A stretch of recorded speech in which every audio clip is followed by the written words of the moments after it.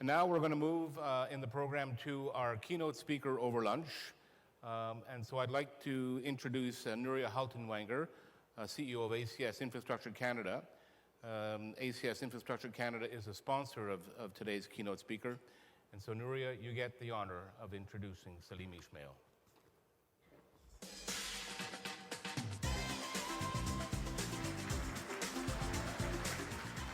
Thank you. ACS Infrastructure Canada and Dragados Canada are pleased to be sponsoring today's Luncheon Keynote at the 25th C2P3 conference. And we're honored to be introducing our speaker, Mr. Salim Ismail, Chairman, ExoWorks, and Executive Director of Singularity University. 21st century businesses built on predictability and efficiency are at greater risk of being left behind in an economy that will be driven by entrepreneurship and innovation. How will the digital and disruptive culture of this century impose new demands on the next generation of transformational infrastructure? Salim Ismail is the best-selling author of Exponential Organizations, a sought-after technology strategist and a renowned entrepreneur with ties to Yahoo, Google, and Singularity University. He consults with governments and the world's top Fortune 500 companies on innovation and growth, and his work has been featured in premier media outlets like the New York Times, Bloomberg Businessweek, Fortune, Forbes, Wired, Vogue, and the BBC. Mr. Ismail travels extensively, sharing a global perspective on the impacts of breakthrough technologies and how organizations can leverage these disruptions to grow 10 times faster than their peers.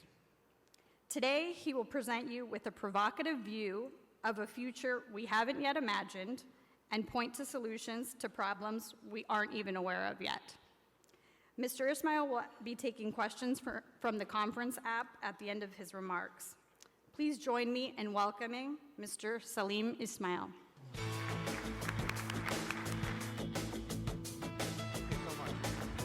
All right, good afternoon.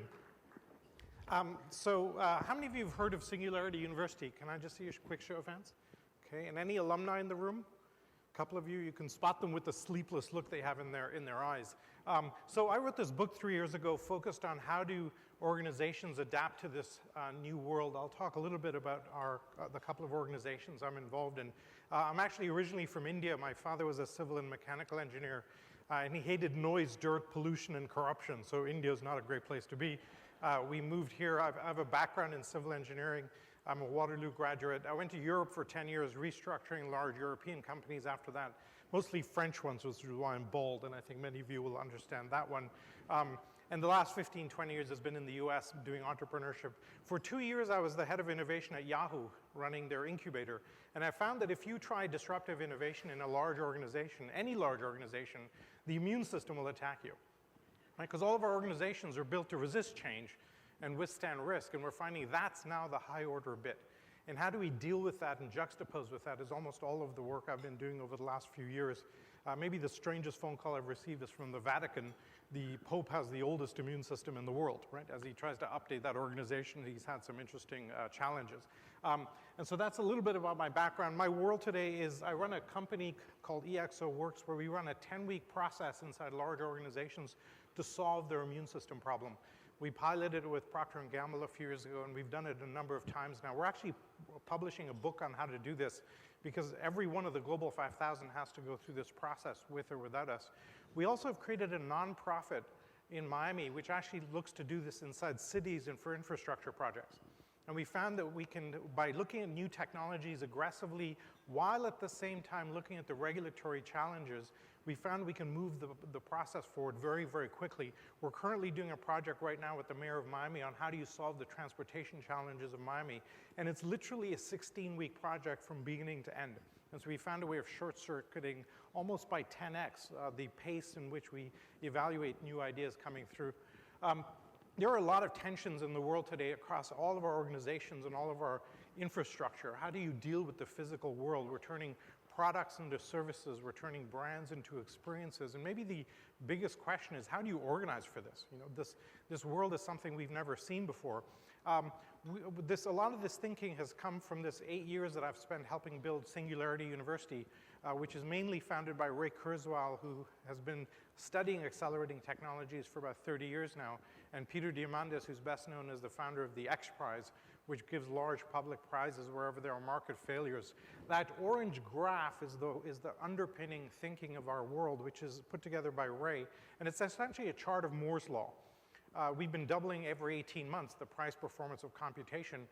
Ray went all the way back to 1900, and he found that we've been doubling computational price performance for over 100 years, way before Gordon Moore made his predictions.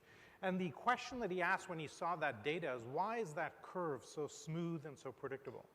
We've had wars and recessions and ups and downs in the industry. You should expect a very jagged stock market shape to this, not this very steady progression that we see. And he spent a full 10 years researching this, trying to understand why this was the case. And he came up with a really fundamental observation, which is once you take any domain or discipline or industry area or product area or technology, and you power it with information technologies, and it acquires informational flow properties, its price performance starts doubling very steadily. Anywhere from 18 to 30 months, that doubling pattern occurs. Most importantly, once that doubling starts, it does not stop. It just keeps going. And that's very hard to get our heads around because our brains cognitively do not see this. And so this is the enormous challenge that we're seeing today, that these doubling patterns cognitively are hard to get our heads around. Peter wrote this book 2-3 years ago called Abundance, charting out that if we can harness this pace of change, we'll soon have an abundance of healthcare, education, clean water, energy in about a decade. And what does the world look like if that was the case? The X Prize Foundation gives some extraordinary prizes out there. I recently joined their board, so I'm now on the board with some really interesting folks that many of you have heard of.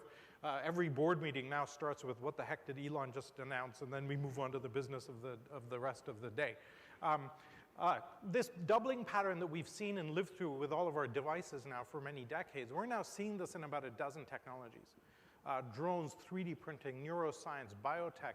Never before in the history of humanity have we seen this many technologies moving this quickly. In the past, maybe one technology was accelerating or another, but today we have a full dozen. Drones, for example, are doubling in their price performance every 9 months. Right? In neuroscience, the resolution at which we can image the brain is doubling every year. In biotech, the speed at which we can sequence the human genome is doubling every 6 months. And it's a very unique time. And what we've done is brought the world's leading experts across these areas together. And we think about where this will go. So we're part think tank, part academics, part incubator. When we do our academics, we spend about 80% of our time focused on the future. You know, most academics is thinking about the past, right? How did this model happen? How did this equation develop? We're way more interested in what will happen in the next 3 years, 5 years, 7 years, 10 years. When we hit the $100 genome, what applications become enabled? Where are these technologies intersecting? Who are the thought leaders and labs doing the most interesting work? And then we actively spin our projects aiming to solve these problems. The specific challenge we give our alumni is, how would you impact positively 1 billion people within 10 years? And then we launched those as NGOs, for-profit companies, research initiatives. One of them launched drones to deliver medicine and food in third world environments where there are no roads.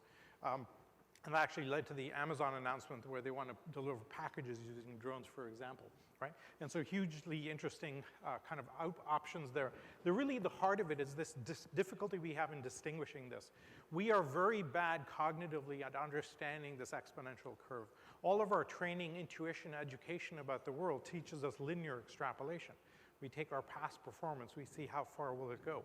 If I take 30 linear steps, 1, 2, 3, 4, I'll go 30 meters, I'll get to the back of the room, and we're all really good at understanding where I'd be 1/3 or 2/3 of the way in that progression. And our brains are really good at chopping up that linear length. But if I take 30 doubling steps, 2, 4, 8, 16, et cetera, and I do that 30 times, at step 30, I've gone 1 billion meters. I'm actually 26 times around the world, which is a bit further than the back of the room. Right? And it's very hard to gauge where is 1/3 or 2/3 of the way in that progression. And that's the challenge that we have with our human environment in this sense. And given the technologies of forcing functions, with these dozen technologies now accelerating, we're seeing 4 major dynamics happen in the world today. The first is very obvious. We're digitizing the world very rapidly. Right? Our brains aren't our heads anymore. They're in our memories are now in our smartphones. Our relationships are now digital because of social networks as opposed to analog. All of you and many of your companies are slapping sensors on all the infrastructure you're putting out there so you can track the data streams coming off it. 10 years ago, we had maybe 500 million internet-connected devices in the world. We're up today to about 15 billion. Ericsson made this prediction in 2010. They said we'd be at 50 billion by the end of the decade. But because this is doubling about annually, pretty quickly after that, we'll get to 1 trillion. And I find that one statistic really interesting. 15 billion today going to 1 trillion in the next few years. We think we're 30, 40 years into the information revolution. On this metric, we're at 1.5%. We're just starting. Right? So most of this disruption is ahead of us as opposed to behind us, and we're now digitizing domain after domain after domain. This team out of Israel can take 10 seconds, a clip of a 10-second portion of your voice, and just by analyzing the variation in the tone, they can assess your mood and your attitude to an 85% accuracy on like 400 different categories. So customer service teams are using this today. If an angry customer calls, what's the underlying attitude? Can you save the account, or should you just hang up the phone and move on to the next one because you've lost them anyway? You can actually download this app called Moody's if you want to try this out. Try this out on your spouse if you want to have an interesting discussion about their mood. That one doesn't, of course, go so well. But it starts to get very weird. I was speaking at one of our conferences where we partner with CNBC. While I was on stage, one of our alumni taped 13 seconds of my voice, and he showed the analysis of it to the audience. So that was my mood and my attitude as I was speaking on stage, which gets really unnerving, right? Of course, he's totally wrong about the stubbornness. I disagree fundamentally with that. Got that one totally wrong, and you see how kind of weird that gets. We actually did an event last year during the presidential debates. While Clinton and Trump were speaking, we had a ticker saying, here's what they're really thinking, which really we'll stay away from the outcomes of that for the moment. Now, we found that when you digitize something, it becomes highly disruptive. And the best framing and analogy we have found for that is photography. Some of you are old enough to actually remember film photography. You're operating on a material substrate, and you're operating from a scarcity model. You can only carry so much film. It takes a few days to get your prints back, costs what $1 a photograph, and so on. When you move to digital photography and you information enable the substrate, 3 fundamentally important things happen. The first is marginal cost goes to 0. And I can take 1,000 photographs, the cost stays exactly the same. As a result of that, the domain completely explodes. In film photography, I'm very carefully clicking here, I'm very carefully clicking there. Today, we're holding the button down on all of our devices and taking billions of times more photographs, right? The third thing that's very subtle but really important from a number of different perspectives is that you shift the problem space. So in a scarcity problem space, I may offer high-end cameras, I may offer courses on photography, I may publish books on composition so I can teach people how to optimize for that $1 per click. But in an abundance problem space, we all have 8 copies of our photographs on 10 devices, and you can't find anything, right? And when you shift the problem space, you shift the business model. Nobody can make money today offering high-end cameras, offering books on composition. And so this is essentially what's happening in the world. This is shifting domain after domain, and this is hitting infrastructure pretty aggressively on a number of levels today. I don't have time to go through all of these, but we have this level of disruption happening in all of them. One way I like to frame it is this. This is a 700-year look at the cost of light, going from 1300 all the way to today. What's really interesting is the shape of that curve. Really expensive, plateaus for a while, and then literally crashes to near zero as we industrialize the heck out of it. And the shape of that curve, as I said, is really the most interesting part, because here's the cost of DNA sequencing, and you see really a similar shape. Very expensive, plateaus for a while, and then literally crashes to near zero. Here's the cost of solar modules, and you're seeing exactly the same type of a shape. And in domain after domain, in technology after technology, the cost is crashing to zero, which enables all sorts of really interesting outcomes from an infrastructure point of view and all sorts of other areas. I'll just touch on one technology to give you some sense of the scale and the breadth of this. How many of you are familiar with CRISPR? Show of hands. So it turns out that bacteria do not suffer from viruses. Okay? Bacteria don't get viruses, and for a long time we've wondered, how do they do this? How do they defend themselves against viruses, which are an affliction for pretty much every other organism? And it turns out they've deliberately created a very innovative way. When a virus shows up, they store a copy of that virus, and then they literally edit it out of themselves. So bacteria have figured out a way of self-editing their DNA. We have now reverse engineered this. And we can now edit the human genome as easily as you can copy and paste in a Word document, okay? I'm just going to repeat that. We can now edit the human genome as easily as you can edit software. A human being has about 10 trillion cells in your body, each of which is run by DNA that governs the workings of that cell. And we are now essentially, you could think of a human being now as a software engineering problem. The Chinese are already editing embryos in the womb. We can now edit HIV right out of somebody. Okay? And so fascinating to see what happens as we now think about the world in this very dramatically different way. Now, we have an old word for what we call biotech and digital biology. We call it breeding. For thousands of years, we've been crossing dogs and cats and plants and horses to select for the traits that we want. That's an ear of corn today. That's actually what an ear of corn looked like a few thousand years ago before we started breeding the heck out of it to be bigger, juicier, sweeter, et cetera. That's the film photography analogy, right? Generation after generation, and slowly updating it, breeding different traits, et cetera. But now we've gone to the digital version. Now we've gone to the film photography version of that. And again, I don't have time for all of these, but I wanted to lift up and give you a few implications in some of your industries and certainly areas that will affect you.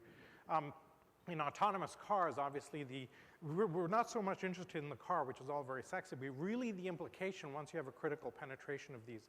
What happens when you have a critical mass of these cars, about 20% penetration? We think we'll see an increase in existing traffic capacity of between 10 to 15 times. Not percent, times, because you don't need the gap between the cars. They don't need to park, they don't have accidents, et cetera, et cetera. Think about real estate values, which spike in the middle of big cities all over the world, right? When it's 10x easier to get in and out of a city, what happens to real estate values? In fact, we'll light up the suburbs. When it's infinitely easier and predictable to get into a downtown core, that starts to really change how we think about where we live, how we get around. We'll have Wi-Fi enabled cars taking us around, essentially picking up friends, and so on. But once you have Uber or drones doing deliveries, think about the idea that our entire society is based on geographic proximity. Retail store locations, bank locations, voting districts, hospitals, school districts, everything. When you lift that constraint, we'll completely be able to reorganize society. In Los Angeles, where I lived recently, 60% of the land is devoted to the car. And we can now lift that and change that, turn that more into parks or condos more likely or whatever, right? We now have a self-driving truck operating and licensed in Nevada, if you're aware. Recently, a professional race car driver was beaten on a track by an autonomous car, so there's an interesting inflection point. Singapore wants to have all of their taxis be autonomous in the next few months. And then the CEO of Volvo got up and said, when we have our autonomous car, we'll take on all the liability. Because these cars don't have accidents, he can afford to do this, which means car insurance is done. I've had fairly frantic calls from Nationwide, Allstate, Liberty Mutual saying, hey, what did he just say? That's our entire industry suddenly getting whacked, right? Some of you may be familiar with the auto truck there at the top. That's an 18-wheeler beer delivery. The guy hits the button, goes into autonomous driving mode, and the truck goes 300 kilometers without him getting back into the driver's seat. Of course, he's in the back drinking the beer, is the joke, but there you go. And so this is very real today, right? And at the bottom there, you see the recent Tesla autonomous car. This is fully capable of self-driving in all urban environments. They just haven't released it yet, not to freak out the public, right? And so this is what's possible today. If you intersect some of these areas, you have something like this.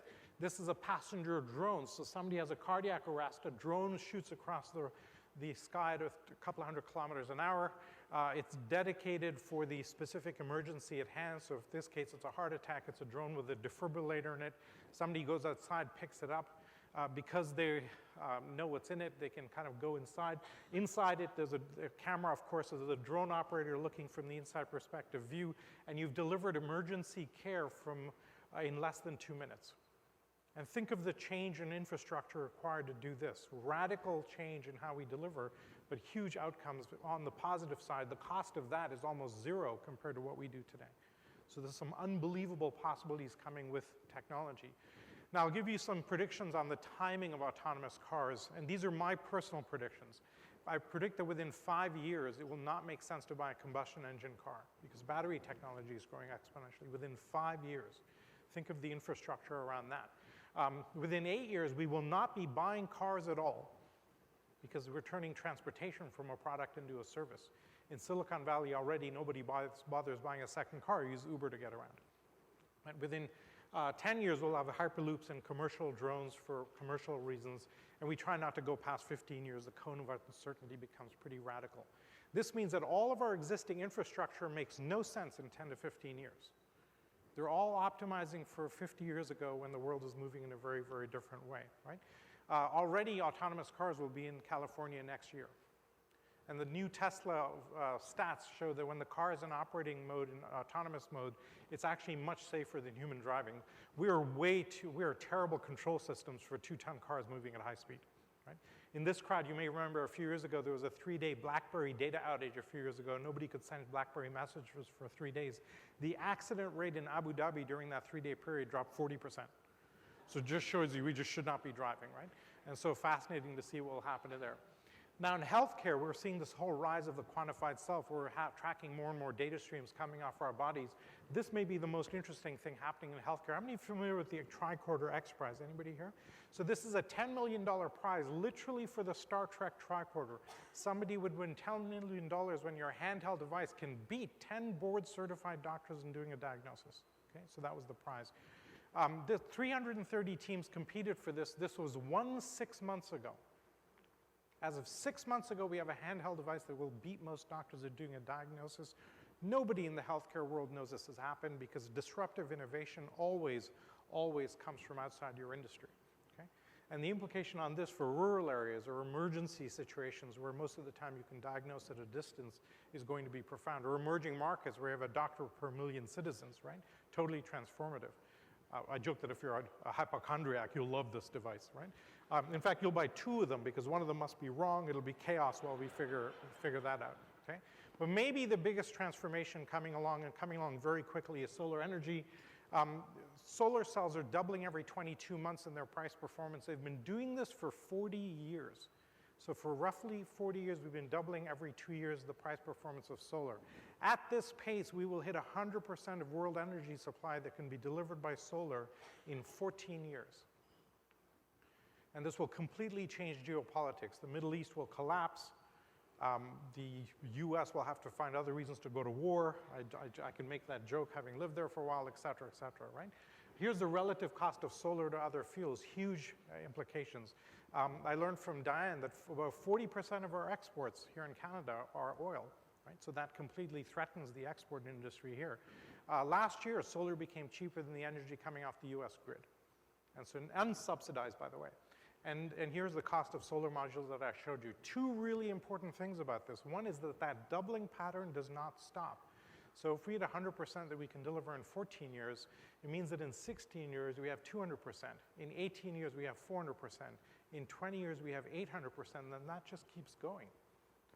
And if you're worried there's not enough solar out there, it turns out if you add up all of our fossil fuels reserves globally, all of the oil and coal and natural gas we have in the whole world, that adds up to 5 days of sunlight hitting the world. So you shift the conversation instantly from a scarcity problem to a conversion problem. The conversion is riding this doubling pattern.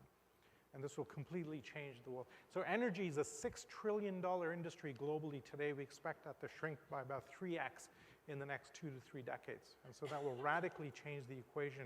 Interestingly, the poorest countries in the world are the sunniest countries in the world. And where we were about security and securing our grids and securing our power stations, if you've decentralized with solar, you don't need to worry about the security issues in the same way.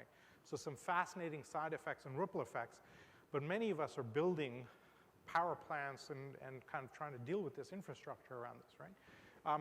Just in the last year, solar has dropped 30%. Chile, as a country, is now generating already today so much solar, it's giving into its neighbors for free. That is happening today. In California, about a quarter of the farms are already powered with solar energy. And maybe in the ultimate of all ironies, the Coal Museum in Kentucky is using solar panels to power itself. How do they look in the mirror is my big question around this, right? Fascinating. Now, I actually tried to live this myself. So today, the big challenge now is storage. Battery power is lagging behind solar by about 6 years. But in about 6 years, when you have solar and storage at the same level of maturity, it means the business model of every utility in the world disappears. Puerto Rico will not rebuild its grid. It will make no sense to do so. They'll go to a decentralized battery-powered system to do it, right? I actually tried to live this myself. Last year, I actually took a Tesla and I drove from Miami, where I've been living recently, all the way up here to Toronto. I'd get on the highway, I'd hit the autonomous car mode, car drove itself. And because the charging stations are free, the entire trip, 2,500 kilometers, cost me 0. There's a Gutenberg moment. Right? The printing press in the 15th century changed everything. That car does not need, I don't need a high-speed train anymore because basically that is a private train, right? And so fascinating to see. And just to tell a quick story around this, several years ago, California announced the high-speed rail system to connect LA, San Francisco, Sacramento together, $70 billion project. And we went to Sacramento and talked to the Department of Transport and said, what are you thinking? This will be out of date before you lay the first rail because of technologies like the Google car. And the response was, what Google car? We're like, how can you make major public expenditure without awareness of the technology being built right under your nose? Right? Elon Musk was at the event where he announced this. He got so annoyed at the waste of taxpayer money, he went off with his engineers, and the Hyperloop was the result of that. And so we can see this extraordinary difficulty around this, right? Because most public policy is determined defensively and reactively. And how do we get in front of that? And I think one of the pieces of work that will exist for this kind of institution, this kind of membership, is how do you work with government to leapfrog policy thinking to the next generation? Because if you can do it, you can take advantage of these new technologies and completely leapfrog the status quo in incredibly new ways. And whoever does it first will have some interesting advantages on their hands. Now, we found that technologies are all very sexy, but as a society, we have incredible challenges on our hands. We are not set up to absorb this pace of change. And if you wanted, the most dramatic way I frame this is we had in the 15th century, the Gutenberg moment. I would argue today we have about 20 such Gutenberg moments hitting us all at the same time, because just solar changes everything. Then you have autonomous cars, then you have biotech, then you have AI, robotics, CRISPR, et cetera, et cetera. This is going to be an enormous challenge for us globally, right? Every institution, in fact, our healthcare systems, legal systems, intellectual property, all designed for a world a few hundred years ago, not for today. Definitely not for the trillion sensors coming down the pike. We're going to need to re-architect pretty much every one of our systems going forward. And our old ways of thinking of how we think about policy, infrastructure, slow development completely don't match the pace of change today. By the time you lay down any new infrastructure, it's out of date today. Right? And the way we do it, kind of old processes, old patterns, doesn't work in this new world. Now, how many of you are feeling a little freaked out because of technology? Can I just see a show of hands? A few of you. So the reason is your amygdala is freaking out. We all have at the back of our brains this little organ that's constantly scanning for bad news. It's an evolutionary mechanism. When we were evolving on the plains of Africa, if you heard a noise in the bushes, you ran because bad news could kill you. Right? Good news doesn't kill you, so we're actually 10 times more likely to listen to bad news than we are to listen to good news. This is why Fox News does very well in the US. If you watch Fox News, you're pretty much going to die this week, right? If you're really lucky, you'll last till next week, but then you're going to die next week, right? We call CNN the crisis news network because when you can track every kidnapping in real time, high definition, streamed to 20 devices, you think the world is going to hell, and then you vote based on that outcome. And this is the massive challenge we have in the world today globally. Douglas Adams typically put it best. He said, anything in the world when you're born is normal. Anything invented when you're young is a career. Anything invented after you're 35 is just wrong. It's just wrong, right? And that, I think, summarizes pretty quickly. Now, from an economic perspective, we're seeing a couple of things happen. The first is the metabolism is accelerating very rapidly. It used to take 20 years to create $1 billion marketplace and build it out and so on. Now that's happening in months. But this curve I find most interesting. This is what happened to the newspaper business when we digitized news and went end-to-end information-based. You tend to see a deflationary cliff. It is not a gradual slowdown. There was a 6x drop in revenues within 2 years in the music business and the newspaper business, 10x in the music business, in fact. And it really speaks to this problem, how hard this is to spot. Our brains cognitively are really bad at this, and I want to give you a couple of examples of this. When the Google car first came out 8-9 years ago, the cost of the LiDAR, the GPS, the sensors, the radar added up to about $200,000 a car. And all the car companies looked at that and said, cute research project, but you'll never commercialize that. 2 years later, it dropped by 50% to $100,000 a car. 2 years later, $50,000 a car. And still the response was, who will pay $50,000 for all those sensors? We're down below $1,000 a car today for all the sensors, and now everybody's freaking out. That LiDAR unit at the top of that Prius cost $75,000 5 years ago. You can get that today for $50. Why? Because you have multiple technologies, each of which is doubling on its own, but where you have an intersection of those, that's a whole multiplier effect. And when you have 3 or 4 of these technologies intersecting, the aggregate combinatorial is profound. And so you get radical cost. In fact, the next generation will be $10 and will totally dematerialize into our smartphones the way we've seen GPS systems dematerialize. And what is possible with a LiDAR system when you're able to do that is quite phenomenal. Right? Now, I showed you this graph of solar energy. When in 2003, the single leading global expert in solar energy in the world said this. He said, look, if you add up the physical cost of the silver, the glass, the wiring, we will never drop below $1 a watt. That's as cheap as solar will ever get. You can see the market actually believed him for a little while. Then it started to drop, kept dropping. We're down today about 15 cents a watt, and his latest comment is here at the bottom, okay, getting below $1 has exceeded my expectations, right? And we're fond of saying an expert will tell you how you cannot do something.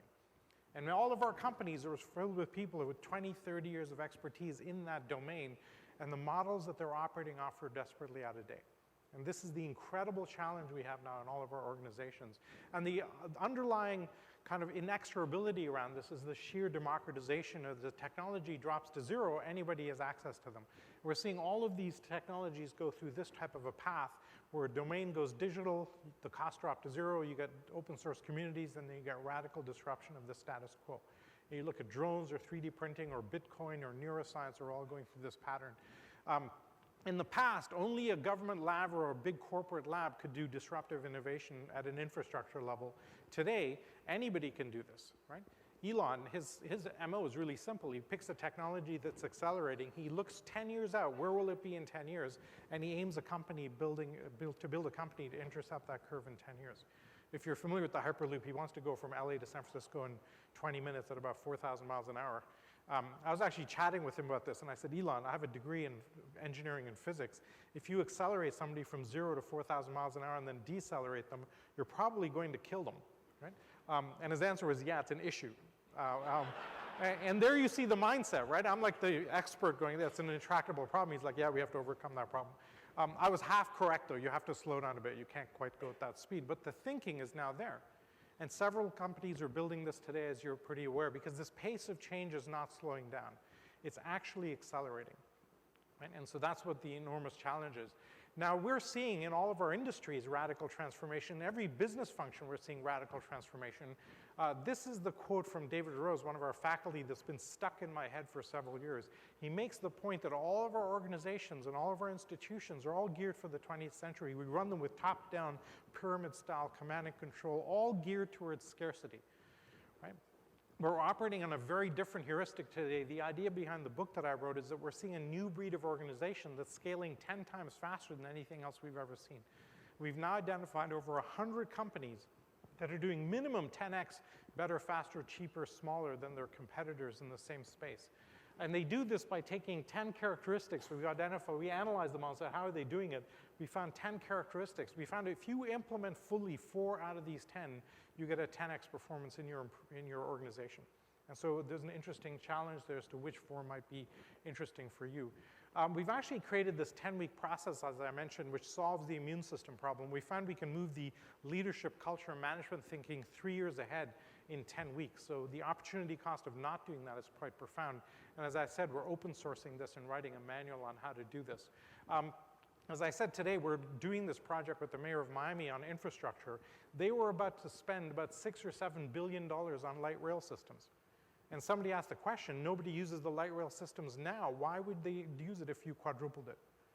And the mayor's like, well, who asked the question? And nobody asked that question, right? And so this is the incredible difficulty we have in a lot of our systems, especially in a city like Miami where we have high humidity and the risk of thunderstorms. Most people just drive. Only 4% of the population uses public transport. Works out to about $4,000 per person per year on what's being spent, right? And that's on the ones using the public transport. And so how can you amortize that? So we're looking at electric bikes that would take you to a local station and have one throughput and then use electric bikes or a small covered car on the other side. A small light electric vehicle will deliver 3 times better efficiency than even the Japanese public transit system. Now, it's important to note that this doesn't mean death and destruction and devastation for industries. We have some interesting data. When we created ATMs and we found we could automate bank branches or a lot of the functionality, lots of people said, well, this will be the end of the bank branch. The opposite happened because the cost was so much lower, we actually just created 10 times more bank branches. Right? And so what we see is not a negative effect, but we see a complete transformation. Because of the cost dropping, we'll just be able to build much more infrastructure. And the forcing function of climate change will really need that.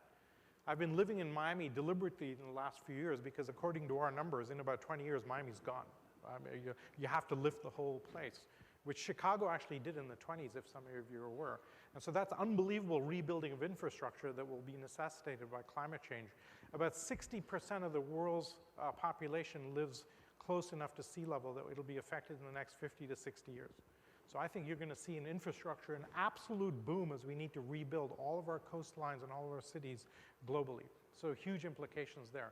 Let me pause there. I've left a few minutes for questions. I hope that didn't freak you out too much. We tend to be really optimistic about your industry, by the way, if that didn't come across. Thank you for having me, first of all. Thank you.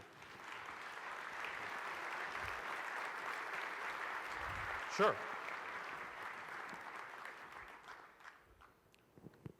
All right. So questions should be coming in on the app, and here they are.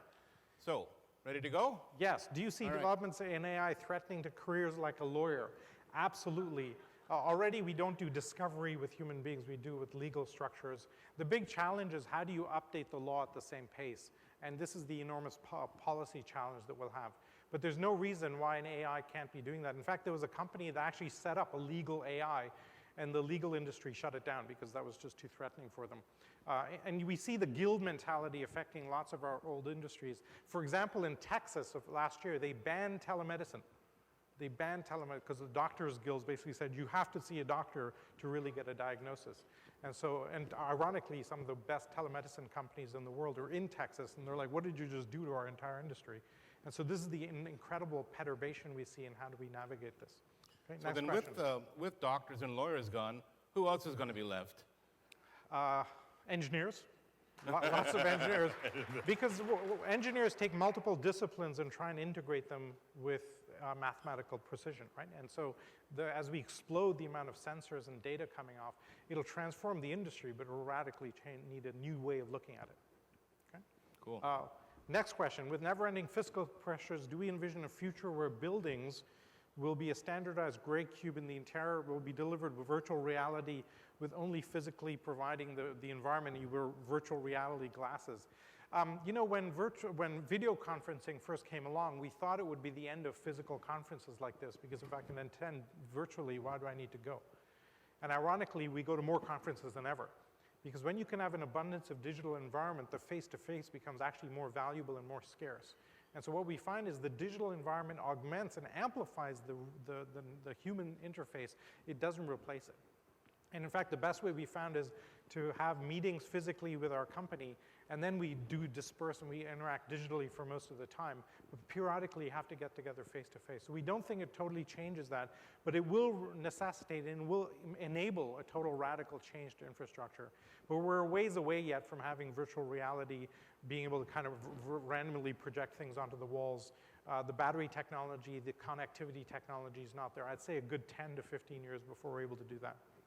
All right, next question. With the next battlefield being the digital realm, does the greater reliance on digital technology create an exponential threat and impact of cyber threats? Yes. In fact, Mark Goodman, who's my colleague at Singularity, is the futurist for the FBI. So if you can get him drunk, he has awesome stories on how terrorists and criminals use these tech. We interact a lot with the intelligence agencies, and we look at it in a couple of ways. Definitely today, that is the realm of the realm of warfare. The good news is it takes it out of the physical realm and makes it digital. The bad news is as we digitally enable all of our infrastructure, that provides enormous, much bigger of an attack vector and a space for attack. The better news, though, is we found that most of the attacks happen when we just simply haven't updated our software in many cases. The Equifax hack that was a complete disaster in the US, they just hadn't updated their software. And we found that the generation, say, cars that got attacked were because they had no protection at all. Right? And so it's an arms race. The bad guys are always a little bit ahead. As we kind of get better and better mechanisms, they're able to go one step further. And so we think that doesn't affect it negatively too much. Let me give you a quick anecdote around this that I think is really important. You know, we kind of freak out about terrorism and we worry about protection, et cetera, et cetera. There are several systems in the world like eBay, Craigslist, Kijiji here in Canada, and others, where I can equally do a positive interaction or a fraudulent interaction, right?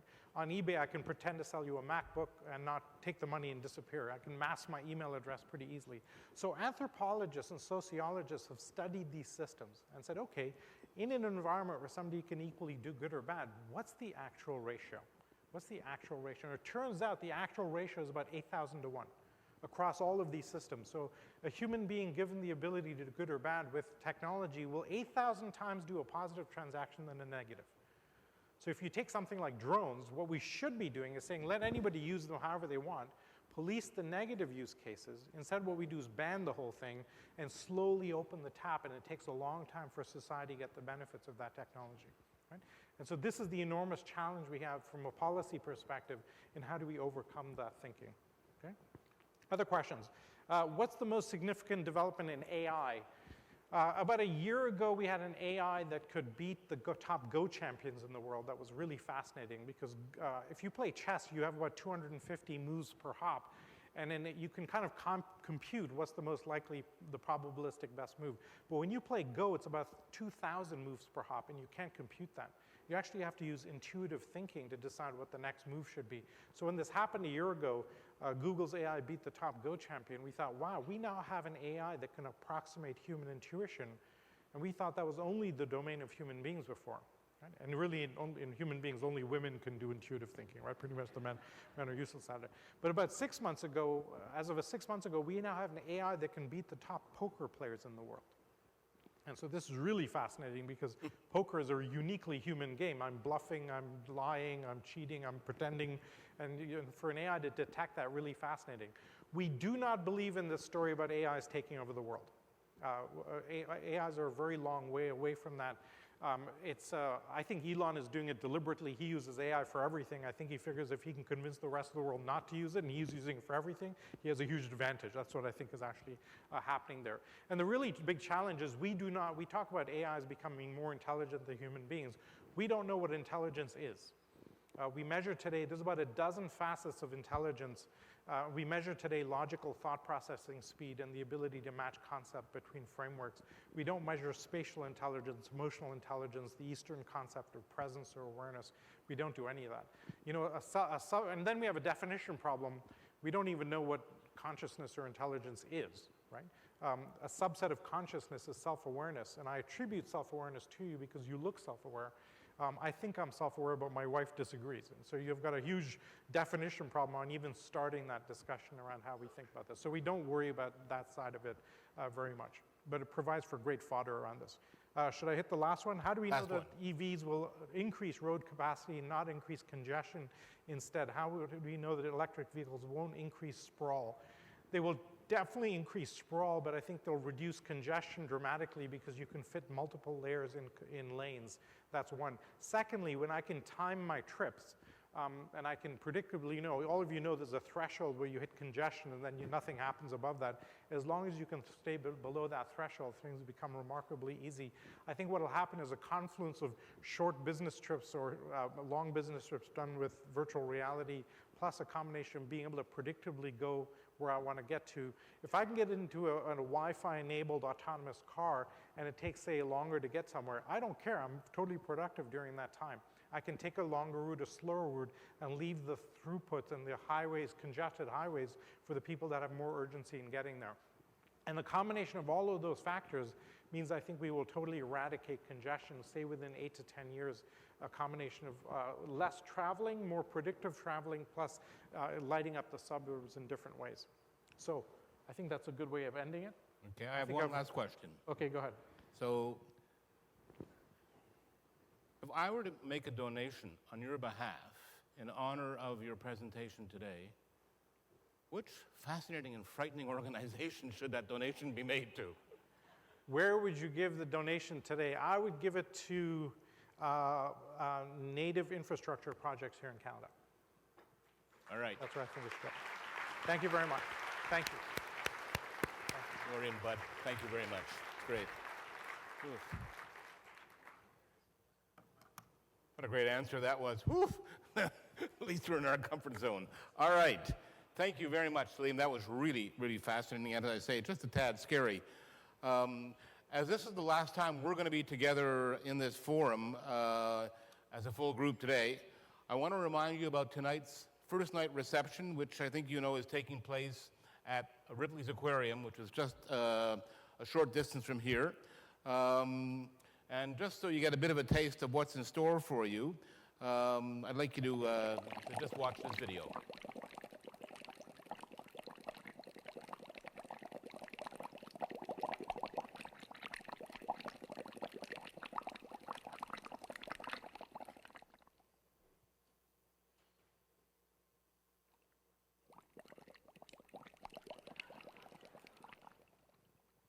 Well, that's what's in store for you. My sense of it is that while we really appreciate the sponsors, it'll be more than just the sponsors that you'll be hanging out with tonight. So if you have an aversion to fish, take a break. So the reception begins at 6:30. It's a bit of a hike from here, so those of you who won't want to walk or if the weather is a bit inclement outside, we will have buses available on the front street outside the hotel to take you over to the aquarium. And please watch out for people wearing red scarves because they're the ones who will direct you to the right place. We've got amazing food, entertainment lined up for you in a really cool venue, and the place is ours for the night. And obviously, too, that reception will go on until about 8 or longer. But for those of you who have a little more stamina, you'll know that the young leaders in infrastructure will take over the evening from 8 o'clock on. And they'll be at Brassai on King Street, which is a great little pub. And they would also like to take the opportunity to thank Blake's, BTY Group, PCL, and Procore for sponsoring their reception tonight. So now we have 6 very interesting breakout sessions coming up this afternoon and beginning right now. So again, I'd like to acknowledge and thank the afternoon networking break sponsors, AST and John Lang, for their support, and encourage you to head off to these sessions, enjoy the rest of the afternoon, and we'll be swimming with the fishes tonight. Thanks.